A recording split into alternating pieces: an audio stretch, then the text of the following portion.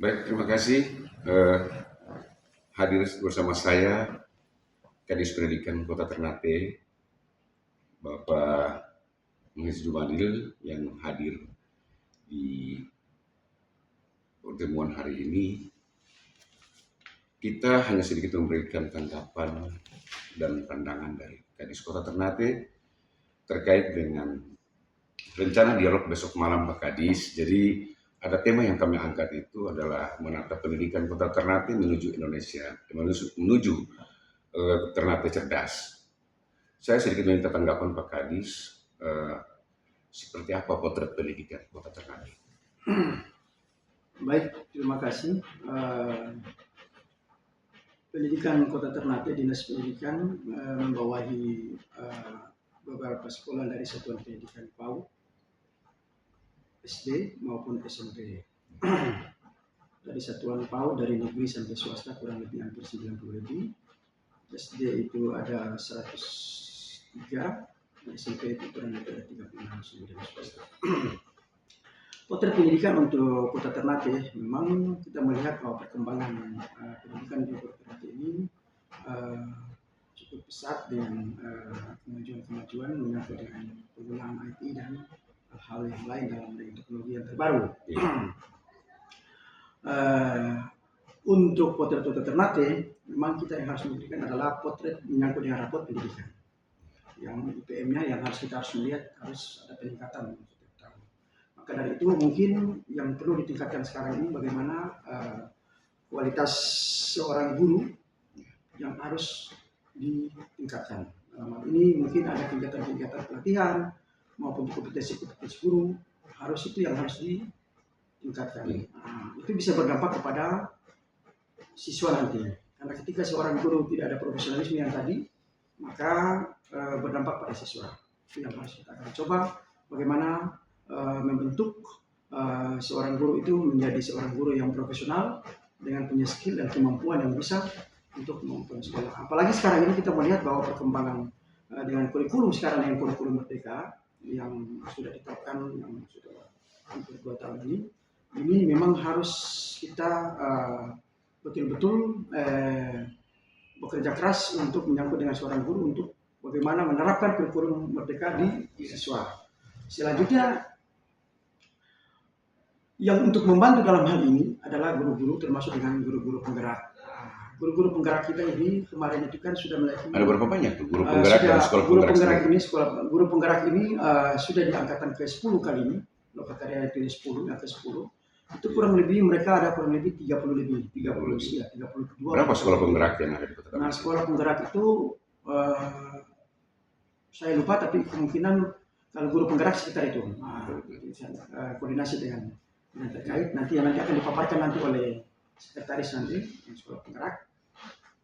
Itulah yang jadi akan mengunjung tombak guru penggerak ini, karena terus terang memang kemarin kita baru launching bersama dengan Pak Wali Kota menyangkut dengan Kolelikie yang di dalamnya adalah seluruh guru-guru penggerak yang punya sendiri untuk bagaimana dia bergerak menuju ke sekolah-sekolah untuk membantu guru-guru yang ada di sekolah. Nah, itulah yang menjadi akan selama 1 tahun ini kita coba memotret pendidikan ini dengan usaha-usaha dengan program-program dan kegiatan yang masuk di sekolah. Menarik Pak Kadis. Tadi ada satu hal pernyataan Pak Kadis tadi bahwa ya kita harus mengejar mutu ya. Mutu, apakah mutu dari guru maupun siswa itu sendiri. Kalau dari sisi pelayanan dan infrastruktur sendiri seperti apa? Kan ada kolerasi kan? Iya, memang harus didukung juga. Kalau kita berbicara mutu maka dia ada kolerasi juga dengan sarana prasarana tadi. Itulah yang saya sampaikan tadi dari awal tadi kan. Memang dunia pendidikan sekarang ini semakin maju dengan sistem IT kan. Inilah yang sarana prasarana. Contoh kita dalam sarana prasarana tahun ini kita lihat dulu. Di tahun sebelum-sebelumnya di tahun 2000 ke bawah itu kan sarprasnya untuk laboratorium komputer itu kan untuk di SD itu kan tidak ada. Yang tahun ini dan insya Allah di tahun berikut lagi itu sarprasnya yang untuk pembangunan labnya itu sudah ada karena memang sudah ada asesmen di situ. Kita sekarang ini kan dulu kan tidak ada asesmen.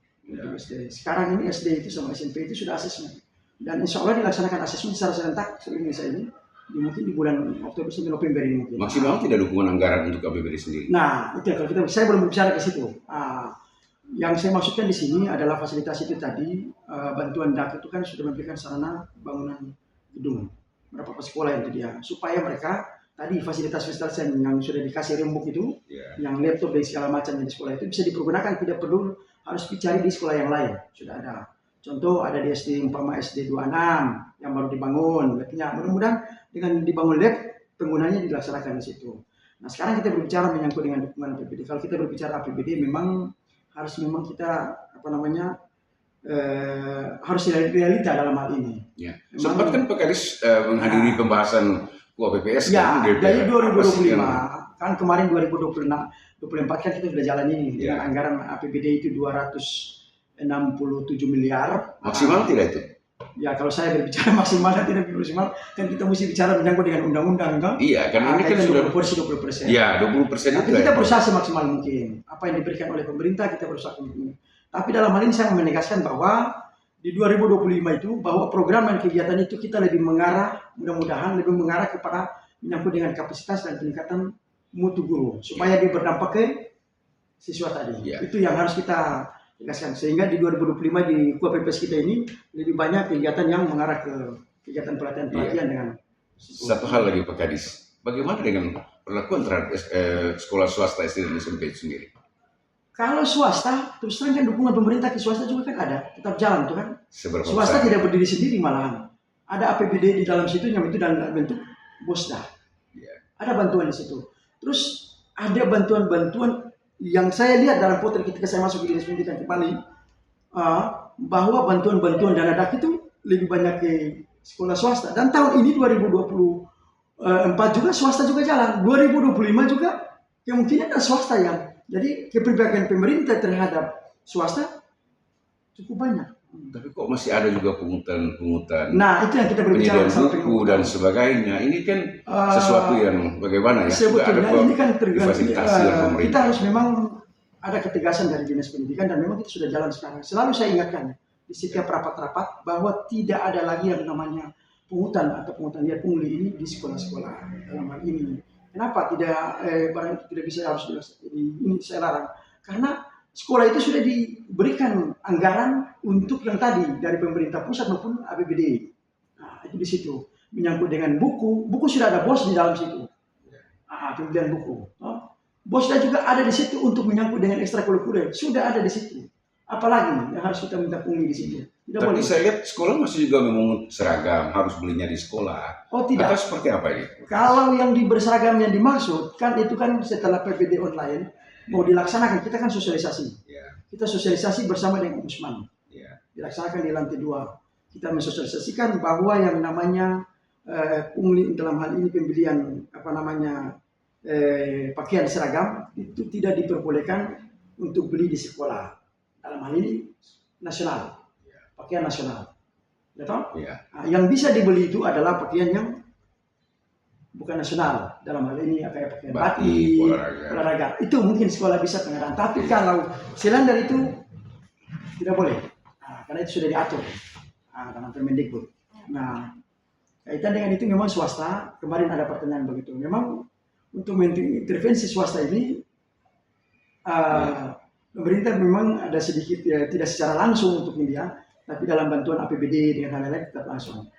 Kaitan dengan umpama dia membeli, maka nanti aturannya apakah dia melanggar aturan atau tidak itu. Kalaupun masih ada yang melanggar aturan, apa sikap dari sanksi? Ya kita akan memberi sanksi teguran. Kan kalau teguran itu dia tidak tindakan, kita teguran pertama tindakan, kita akan menyampaikan ke yang berwenang dalam hal ini Ombudsman itu turun. Kalau tidak lagi sampai ke tingkat. Terakhir Pak Kadis, apa pesan yang disampaikan oleh para guru dan masyarakat terkait dengan pendidikan di Kota Ternate? Ya, saya berharap kepada terutama yang tadinya itu adalah pengajar, guru mulai dari kelas sekolah sampai gurunya, untuk potret pendidikan ke depan ini kita lebih berusaha untuk memajukan pendidikan di Kota Ternate dengan kurikulum dengan regulasi yang terbaru menyangkut kurikulum mereka, bagaimana mengimplementasikan kegiatan-kegiatan yang sudah dilaksanakan oleh dinas maupun dari balai atau dari kementerian, implementasinya kepada siswa untuk bisa siswa itu bisa maju. Karena kualitas guru itulah yang mencerminkan bahwa siswa itu akan maju. Tapi kalau kualitas seorang guru tidak sesuai, maka akan berdampak kepada siswa tersebut. Dan masyarakat, dan kepada hal masyarakat saya meminta untuk dapat mendukung program-program pemerintah dalam hal ini dinas pendidikan, dan bisa mengevaluasi, memantau, dan bisa memberikan informasi yang akurat kepada kami apabila ada hal-hal seorang guru atau kepala sekolah yang melaksanakan di luar tindakan yang tadi dalam peraturan atau apa atau kebijakan-kebijakan yang didukung itu dia. Laporkan kepada kami siap melayani, karena itu adalah satu informasi yang bisa kami tindak lanjut. Baik, terima kasih Pak Kadis kesempatan yang diberikan kepada podcast kami di Siloloa. Dan pemirsa, itulah wawancara singkat kita dengan Kadis Pendidikan Kota Ternate. Siap. Assalamualaikum warahmatullahi wabarakatuh. Pak Kadis, saya cuma minta satu.